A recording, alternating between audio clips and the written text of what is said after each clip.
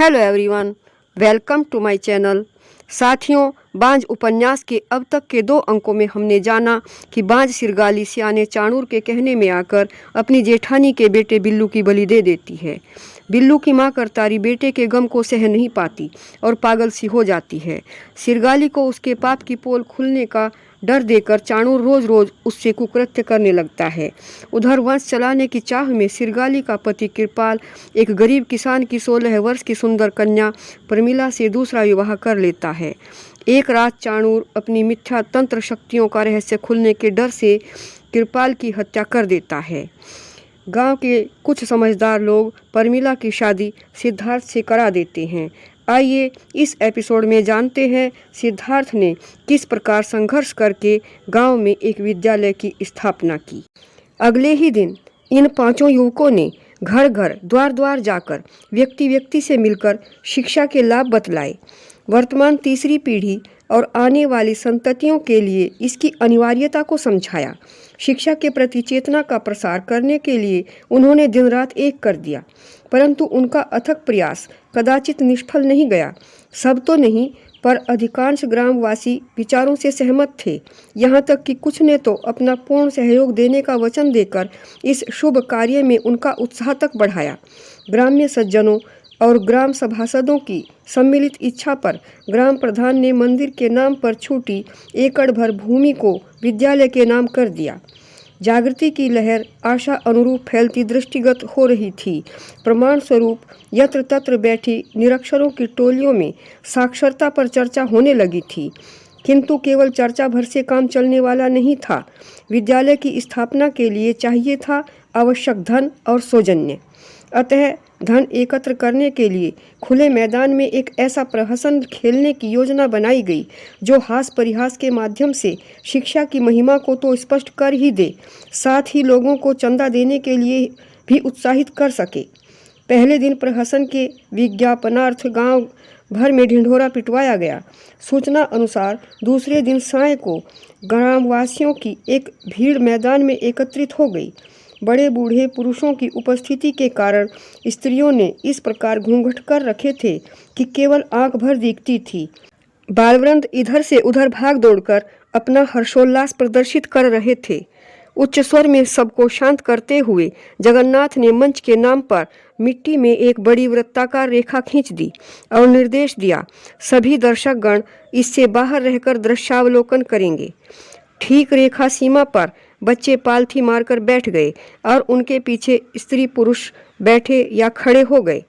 जगन्नाथ गत्ते की एक सूचना पट्टिका लाया जिस पर गहरे लाल रंग से बड़े बड़े अक्षरों में लिखा था, खबरदार, आगे खतरा है, आगे न जाएं।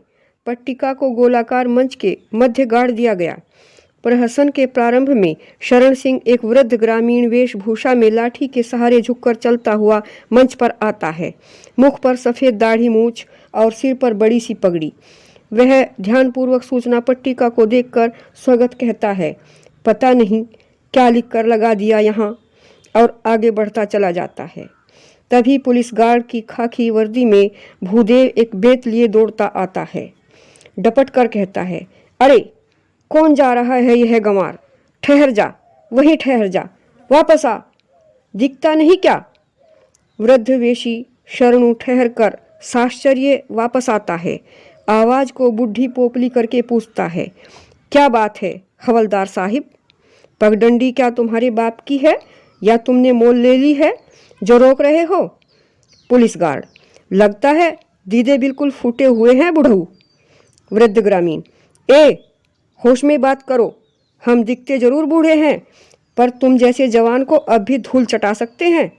पुलिस गार्ड, मैं पूछता हूँ, यह बोर्ड दिखाई नहीं दिया तुम्हें जो लपके जा रहे हो अंधों की तरह? वृद्ध ग्रामीण, क्यों नहीं दिखाई दिया? दिख तो रहा है, और कैसे दिखाई देगा? पुलिस गार्ड, तो जानबूझकर ही दौड़े जा रहे थे मौत के मुंह में। वृद्ध ग्रामीण चकित सा होकर, क्या कहा तुमने? मौत के मुंह में? पुलिस गार्ड, हाँ, मौत के मुंह में।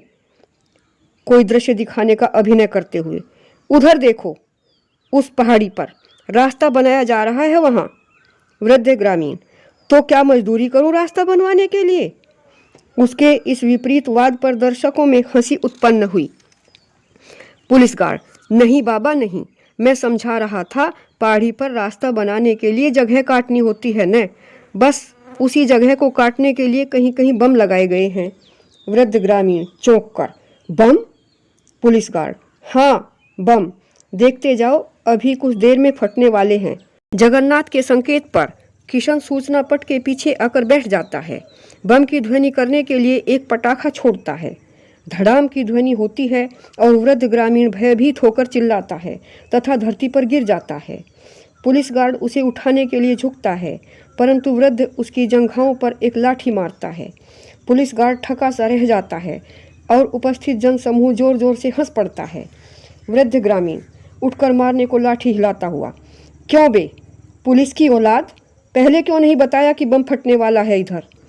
उन गिरते हुए बड़े बड़े पत्थरों से दबकर मर जाता तो क्या होता? पुलिस गार्ड, तुम्हारी लाश तक नसीब न होती तुम्हारे घर वालों को। वृद्ध ग्रामीण अपनी ऐसी दर्दनाक मृत्यु पर छाती पीट पीट कर रोने लगा। भीड़ में फिर हास्य का फव्वारा फूट पड़ा। पुलिस गार्ड, अरे जिंदा हो तो रोते क्यों हो, मर जाओ तभी रो लेना। वृद्ध ग्रामीण, मरने के बाद भी कोई रोता है? पुलिस गार्ड, रोते हैं बाल बच्चे, यार, रिश्तेदार, और रोते अगर मेरी नज़र न पड़ गई होती तो। तुम तो बोर्ड देखे बिना ही अपनी धुन में मस्त जा रहे थे। वृद्ध ग्रामीण, बोर्ड तो देखा था हमने, पर पढ़ना जानते ही नहीं तो काला अक्षर भैंस बराबर, सोचा कि होगा कुछ यूं ही। पुलिस गार्ड, तभी तो आंखें रखकर अंधे हो, अंधे। वृद्ध ग्रामीण गंभीर सा होकर, ठीक कहा तुमने, शिक्षा के बिना मानुष अंधा ही होता है, देखते हुए भी जान नहीं पाता, इसलिए तो मैं अनपढ़ अपनी मौत को नहीं पहचान सका। पुलिस गार्ड, अच्छा एक बात बताओ, कितने सदस्य हैं तुम्हारे घर परिवार में? वृद्ध ग्रामीण, 4 लड़के, 4 बहुएं, 11 पोते और 7 पोतियां। पुलिस गार्ड, यानी कि आप सहित कुल मिलाकर 27 जनों का परिवार है। बता सकते हैं कितने शिक्षित हैं इनमें से? वृद्ध ग्रामीण, एक भी नहीं, सबके सब अनपढ़। पुलिस गार्ड, अब मान लीजिए आपका सारा परिवार एक साथ इसी रास्ते से जाता तो? वृद्ध ग्रामीण, तो नाम लेवा भी नहीं बचता शायद। पुलिस गार्ड, इसलिए पढ़ना जरूरी है। वृद्ध ग्रामीण कृतज्ञता की मुद्रा में, ठीक कहते हो, मेरी आंखें खोल दी तुमने। मैं अपने बेटों को तो नहीं पढ़ा सका, पर अपने पोते पोतियों को जरूर पढ़ाऊंगा। इसी के साथ दोनों पात्र पृथक पृथक दिशाओं में चले जाते हैं। मंच पर सिद्धार्थ उपस्थित होता है और प्रभावशाली वाणी में कहता है, तो अभी देखा आपने, एक निरक्षर वृद्ध किस प्रकार मरण मार्ग पर जा रहा था, ठीक इसी प्रकार आप सब भी अंधेरे में भटके हुए हैं। किसी को बोध नहीं कि किस देश काल और परिस्थिति में जी रहे हो, किधर से शोषण और उत्पीड़न हो रहा है। इसी कारण आपका जीवन अभावों की करुण गाथा है। बीत चुका आपका तो अभिशप्त सा जीवन, पर जरा सोचिए आने वाली पीढ़ी का क्या होगा, जिसे कठोर काल खड्ग की धार पर नंगे पांव चलना पड़ सकता है। यदि उन्हें गुप्त गुफा में भटकाने की बजाय प्रकाश में लाना चाहते हैं, यदि उन्हें उत्तम भारतीय बनाना चाहते हैं, तो युग की और राष्ट्रतंत्र की यही मांग है कि शिक्षा चाहिए। शिक्षा सबके बच्चों को दी जा सके, इसीलिए गांव का युवा संगठन एक विद्यालय खोलना चाहता है। विद्यालय के निर्माण के लिए रुपयों की आवश्यकता है। हम आपसे आपका पूर्ण योगदान मांगते हैं। जगन्नाथ और किशन ने एक चादर बिछा दी। लोग आगे बढ़ाकर अपनी सामर्थ्य के अनुकूल रुपया धैला डालने लगे। सभी के जाने के बाद दान स्वरूप प्राप्त रुपयों का योग किया गया तो उन्हें विद्यालय निर्माण के लिए अपर्याप्त पाया गया। अतः कुछ और रुपयों की गरज से चंदा मांगने की तय हुई। अगली सुबह दान पात्र लेकर अपने चारों युवा साथियों के साथ सिद्धार्थ गांव की गलियों में निकल पड़ा। सभी का ध्यान आकृष्ट करने के लिए वे समवेत स्वर में गाने गाने लगे। शिक्षा के लिए सबको जागरूक करने के लिए ऐसे गाने गाने लगे कि सभी प्रभावित हो गए। गीत के बोल और मधुर लय ने सभी के चित्त और आकर्षित किया और उनके निरंतर प्रयास ने सभी का हृदय जीत लिया। बच्चों का झुंड उनके पीछे जुलूस बनाकर चल पड़ा। पुरुषों ने ही नहीं, स्त्रियों ने भी रुचि दिखलाई। किसी ने अपना गहना दिया, किसी ने अन्न और किसी ने कुछ और। गांव वालों का यह अप्रत्याशित सहयोग, यह अनपेक्षित सम्मान पाकर वे लोग अपने कृत्य में दूने उत्साह से जुट गए। विद्यालय के निर्माण की तैयारियां होने लगीं। कल्लर की सफाई की गई। ऊंचे स्थान से मिट्टी उठाकर गड्ढे पाटे गए। कहीं कहीं जो 2-4 छायादार वृक्ष थे, उनके तले गोबर से लीपकर चबूतरे बनाए गए। किशन, भूदेव और शरणु नदी के खादर से पटेरा और कांस के गट्ठर काट लाए। सिद्धार्थ और जगन्नाथ शहर से बांस और रस्सियां ले आए। बात की बात में इधर छप्पर बंधने लगे और उधर गांव के राज ईंटों के थमले बगल की छोटी छोटी दीवारें चिनने लगे। सांझ होने से पहले पहले गांव वालों ने मिलकर छप्परों को थमलों और दीवारों पर रखवा दिया। इस तरह 5 झोंपड़े बनकर तैयार हो गए। अब केवल शामपट और टाट की पट्टियां, घंटा और चाकों का डिब्बा ही लाना बाकी था। सो इन आवश्यक सामग्रियों की पूर्ति के बाद प्रवेश का सिलसिला प्रारंभ हुआ। बच्चे घरों से लिवा कर लाए गए। तख्ती, कलम, दवात और किताबें आदि मुफ्त बांटे गए ताकि उनके माता पिता को किसी प्रकार की परेशानी न हो। विद्यालय में विधिवत पठन पाठन का कार्य आरंभ हो गया था। भूदेव और जगन्नाथ वृक्षों की सघन छाया में कक्षाएं पढ़ा रहे थे। प्रांगण में एक और शरण सिंह बालकों को हल्का फुल्का व्यायाम करा रहा था। कुछ बड़े बालकों के साथ सिद्धार्थ विद्यालय की परिसीमा रेखा पर हैज बनाने के लिए लंबी पतली क्यारी खुदवा रहा था और किशनलाल उनमें फूलदार पौधे रोपकर सिंचवा रहा था। पक्ति अमराई के दिन नव प्राणों की विभूति बांटते जा रहे थे। ईख की बुआई अपने अंतिम दौर में थी। बराबर के विशाल बाग से आम की सोनी सुगंध और डालियों पत्तों में छिपी बैठी कोयल की रसीली कुहू कुहू बालकों की चहल पहल से भरे विद्यालय को आनंद आश्रम बनाए दे रही थी। देवर के इस प्रयत्न के सुंदर परिणाम में अपनी मनोकामना की पूर्ति हुई पाकर सिरगाली आज भैरवी का प्रसाद बांटने विद्यालय में आई। ऊबड़ खाबड़ सूने प्रांत का यह मनोहर रूपांतर देखकर आत्मविभोरता में उसके पग लकड़ी के फाटक ही पर ठहर गए। नयनों में कुतूहलात्मकता, हर्ष का ठिकाना न रहा। इन युवकों को अपनी जवानी का नशा नहीं, अपने मूल्य का पता नहीं। इनमें वह तेजस्विता, वह सत्साहस और आत्मविश्वास है जो जीवन को उदात्त, उज्जवल और गौरवपूर्ण बना सकता है। किस प्रकार कर्मरत हैं युवक और बालक। उसके अंतरतम का अबोध प्राय सुख अधरों पर गुलाब बनकर खिल उठा, शायद महीनों के अंतराल के बाद। तभी उसकी दृष्टि द्वार के समीप लटके पीतल के वृत्ताकार टुकड़े और हथौड़े पर पड़ी। क्यों न बजाया जाए। विद्यालय के नियमों से अनभिज्ञ उसने हथौड़ा उठाकर पीतल के घंटे पर कई बार मारा, टन टन टन। सभी शिष्य और गुरुओं ने चकित दृष्टि से देखा। ओह सिरगाली! हंसती झूमती सिरगाली उनके निकट आई तो वे उसके चारों ओर एकत्रित हो गए।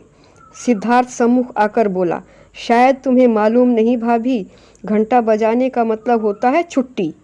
छुट्टी? क्षणिक अवाक होकर सिरगाली ने अपनी अज्ञानता पर पर्दा डाला। कौन कहता है मुझे मालूम नहीं था? यह मालूम है, इसीलिए तो की है। जानते हो, आज बहुत खुश हूँ मैं। तुम सबों की कामयाबी पर भैरवी का प्रसाद बांटने आई हूँ। लो, और थैले से बताशे निकाल निकाल कर बांटने लगी। तुम लोगों ने सकूल बनाया खूब। अभी कहाँ से भाभी, अभी तो बहुत कुछ होना बाकी है। किशन ने प्रसाद लेकर भावी योजना बयान की। देखती जाओ, चारों तरफ हैज बनेगी, सुंदर फूलों की 4 दीवारी।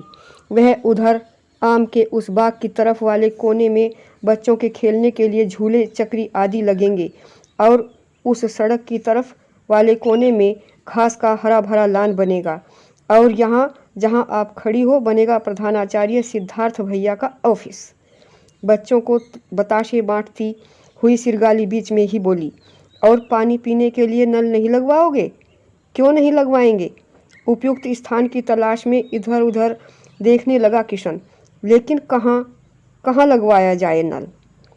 तब तक सिरगाली अन्य बालकों की ओर बढ़ गई। आओ बच्चों, आओ मेरे पास, लो खाओ बताशे, खेलो खेल, करो तमाशे। शोरगुल करता बालक बंदरों का दल उसकी ओर उमड़ पड़ा, इस होड़ के साथ कि इससे पहले मुझे, उससे पहले मुझे। न जाने क्या हुआ, हंसती बोलती सिरगाली का जी अचानक मितला उठा। त्वरा से बताशों का थैला शरणु को सौंपकर वह धरती पर उकड़ू बैठ गई। आनन फानन में उसे कै आई, शरीर पसीने से तर हो गया। लपक कर सिद्धार्थ ने उसका माथा पकड़ा तो उंगलियां तप गईं। सिद्धार्थ ने समीप खड़े जगन्नाथ की ओर देखा, बोला, जरा जाओ तो यार, इन्हें घर छोड़ आओ, लगता है तबीयत खराब होने वाली है। ठीक है, बाबा से मिलकर दवाई का भी प्रबंध कर दूंगा। जगन्नाथ ने सिरगाली की बाँह पकड़ी। आओ भाभी। परंतु सिरगाली ने बिना सहारे के चलना पसंद किया। सिद्धार्थ अभी तक सचिंत उसे जाते हुए देख रहा था कि किशन ने कहा, चिंता मत करो भैया, कहते हैं औरत को जब कै होती है तब वह गर्भवती होती है। सिद्धार्थ ने उसे बेवकूफ़ की भांति देखा, मानो उसके शब्दों का अर्थ न समझ पाया हो। खुशी की बात है यह तो, कृपाल भैया का अगथ चल जाएगा अब। किंतु विश्वास और अविश्वास के बीच फंसा सिद्धार्थ उस द्वार की ओर टकटकी लगाए रहा। अभी अभी सिरगाली जहाँ से निकलकर आंखों से ओझल हो चुकी थी। झूठे बर्तन मांजकर दूध का लोटा लिए परमिला जब अपनी प्रतीक्षा में ऊँघते सिद्धार्थ के पास छत पर आई, तब सिरगाली की कोठरी से कराहने की मंद मंद आवाज़ आ रही थी। सिद्धार्थ के मस्तिष्क में किशन का संवाद अभी तक एक प्रश्न बनकर टंगा था। कृपाल भैया का अगत चल जाएगा अब। परमिला उसके पायताने बैठी और गिलास में उछाल उछाल कर दूध ठंडा करने लगी। पूछा, क्या सोच रहे हो, कुछ और बच्चे भर्ती हुए विद्यालय में? उसकी बात अनसुनी कर सिद्धार्थ ने अपनी उलझन पर कटाई। आज भाभी गई थी विद्यालय में भैरवी का प्रसाद बांटने।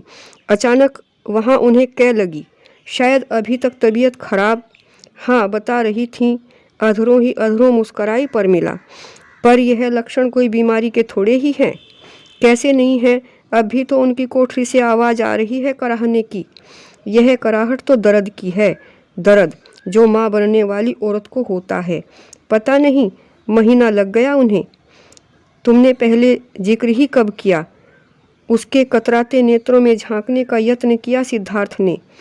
लाज आती थी मुझे और इस ढब शर्मा गई जैसे कि प्रसव उसे ही होने वाला हो। दूध का लोटा थामकर सिद्धार्थ ने पूछा, दिन पूरे होने वाले हैं तो दाई वाई ठीक कर ली?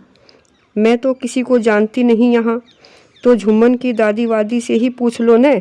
आखिर बिना दाई कैसे कुछ होगा? या फिर तुम्हें कुछ अनुभव है? धत! सिद्धार्थ के मजाक पर परमिला लरज कर उठ खड़ी हुई। उसकी कलाई पकड़ कर बैठाते हुए सिद्धार्थ ने चुटकी ली।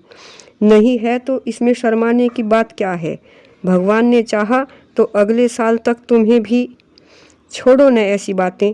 फिर कुछ नखरे से बोली, अच्छा एक बात बताओ, कल शहर तो नहीं जाओगे? क्यों, क्या है शहर में? मेरी तो ऐसी कोई योजना नहीं है तो बनानी पड़ेगी। अब दिन ही कितने रह गए हैं जापे में, अगली 8 तक हो ही जाएगा शायद। सांधे का तो इंतजाम कर ही लेना चाहिए। घी तो लेकर रख लिया है मैंने, मेवे और मखाने और लेते आना आप। उसकी दायित्वपूर्ण गृहिणी की सी मुद्रा लखकर सिद्धार्थ गंभीर हो गया। चलो अच्छा है, लेकिन थोड़ा सा दुख इस बात का है कि अपनी इस उत्कृष्ट अभिलाषा को पूरी होते देखने के लिए भैया आज हमारे बीच नहीं है। कृपाल की स्मृतियों में डूबने से कतराती थी परमिला, जिससे सरोकार ही नहीं, जिसका प्रतिफल भी उदासी हो, उसे विसारना ही भला। पति के ऐसे उल्लेख से उसका मन बोझिल हो उठा।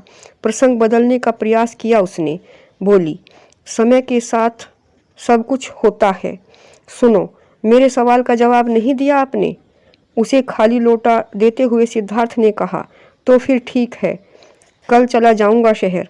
सांधे का सामान भी आ जाएगा और विद्युत विभाग में लिखा पढ़ी भी करा आऊँगा, ताकि जल्दी से जल्दी गांव में बिजली आ सके। सदा ही एक तीर से 2 निशाने साधते हो आप तो। इसका मतलब कायल और घायल तुम भी हो। और परमिला को सिद्धार्थ ने अपने सीने पर समेट लिया। साथियों, अगले एपिसोड में देखते हैं सिद्धार्थ गांव में और क्या क्या सुधार करता है तथा दूसरी ओर चाणूर और उसका गुरु तंत्र मंत्र करके क्या क्या दुराचरण करते हैं। अगर आपको मेरा यह वीडियो अच्छा लगा हो तो कमेंट करके बताएं और इसे अपने साथियों को शेयर करें ताकि मेरा यह संदेश उन तक भी पहुंच सके तथा सब्सक्राइब अवश्य करें। धन्यवाद।